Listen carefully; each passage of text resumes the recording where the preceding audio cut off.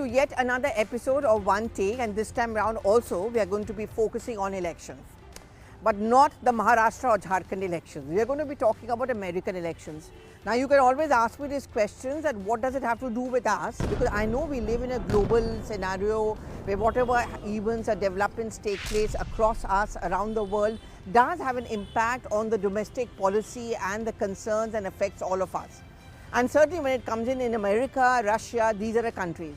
But beyond that, why is it that our main political parties are so engaged in what is going to happen in America? Which party is coming to power, Kamala Harris versus Donald Trump? Because the loyalties have been very, very clearly defined. There's a reason behind it, and that's exactly what we are going to be discussing on One Take this week.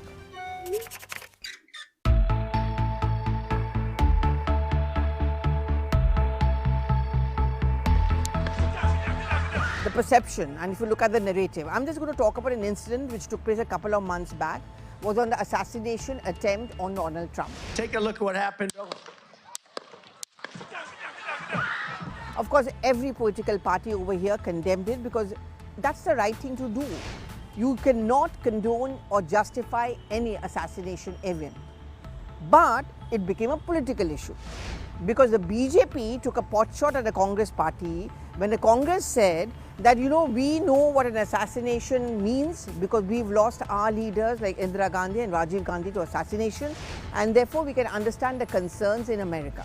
The BJP's response to that is that if assassination has taken place in India, they have been largely because of the political decisions, and there was this huge outrage. Now we come back to what I began from. What are the sides or lines which have been taken up by the two main political parties, which I'm going to be focusing on, which is the BJP and the Congress?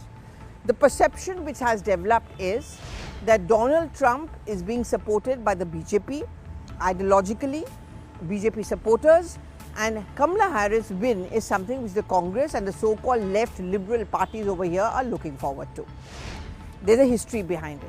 Remember when the Prime Minister had gone to America in one of his tours just ahead of the American elections, just before Biden became the president, had actually announced at a diaspora event, "Ab ki baar Trump Sarkar." Ab ki baar Trump Sarkar. Well, Donald Trump did not return as a president, and that line was always held as the opposition parties, particularly the Congress, against the BJP and the Prime Minister for meddling into the internal affairs of another country. And second is Rahul Gandhi, Jairam Ramesh, all of them have been taking pot shots at the BJP over the Donald Trump issue. Now Trump is seen as someone who is rash, who is ultra-right. That's the perception which the Congress party has built up about him, and therefore he epitomizes everything that the BJP stands for. But I think more than that, the angst of the Congress party also comes in from the fact that Donald Trump is considered to be close or a good friend of Narendra Modi. In fact, when the Prime Minister went to America recently, there was entire chatter, and Donald Trump actually triggered it off when he said that he would want to meet the Prime Minister. He happens to be coming to meet me next week. And Modi, he's fantastic. Of course, given the fact that America is going through elections, it would not be seen as diplomatically prudent. So the PM avoided meeting Donald Trump as well as Kamala Harris at that point of time. But the Congress party immediately pounced to say, look, the BJP wants Donald Trump to come to power because the BJP and Donald Trump are very much similar because they are anti-minorities, they're anti-Indian, or they are ultra-right. And if he comes to power, he is going to bring forward a kind of a racist, ultra-right, not liberal kind of a government. And that's where the support for the Congress party, within the Congress party, comes in for Kamala Harris. Apart from the fact that she is a woman and she would become the first president of America and so on and so forth, she, in the mind of the Congress party, is seen as left liberal, more our kind. But more than that, I think it is the Congress's attempt to try and support someone who is not exactly a friend of the BJP. And these are arguments which are not being given by us, these are arguments which are being given by the Congress party. And therefore, our politicians are heavily invested in the electoral results of America.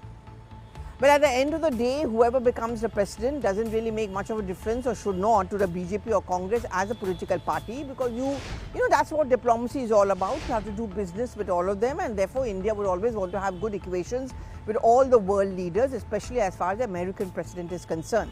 There are millions here who have roots in India.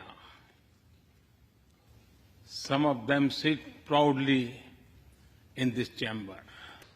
And there is one behind me who... But there's a lot of interest which is now being generated because the world over there seems to be a deep polarization.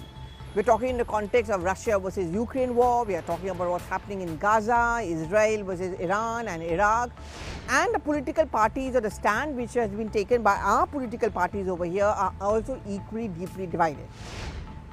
Indian parties like Congress have been attacking Israel, and also the BJP for actually shielding or tacitly supporting Israel. Parties which are seen, or governments which are seen as left, liberal, or the end of the right, as the Congress party has talked about in the past, are the ones which gives happy news and hope to the Congress leadership over here. So every time the ultra-right does not get that kind of support in countries like France and Germany or UK, the Congress says, look, this is the voice of the world. This is what is happening in every part of the world, and this is exactly what is happening in India. In fact, this kind of an argument had become shriller just ahead of the Lok Sabha elections 2024. How are you enjoying the onset of dictatorship in India? Now, the jury is still out. We may keep on dissecting the reason why the BJP never got a simple majority. The Congress may have lost in Haryana. But despite that, the Congress does see the 2024 Lok Sabha elections as a win. And it has labelled the BJP as a loser because it never got a simple majority. And therefore, the Congress is closely watching and monitoring the situation in America as well, because they are going to take a stand that, look, the world over, people are voting for liberals, left liberals, and against anti-right. And therefore, that's exactly the story which is going to be replicated or reproduced in India. And therefore, the American elections are not limited to America alone. They're very much having a political impact on the permutation combinations over here.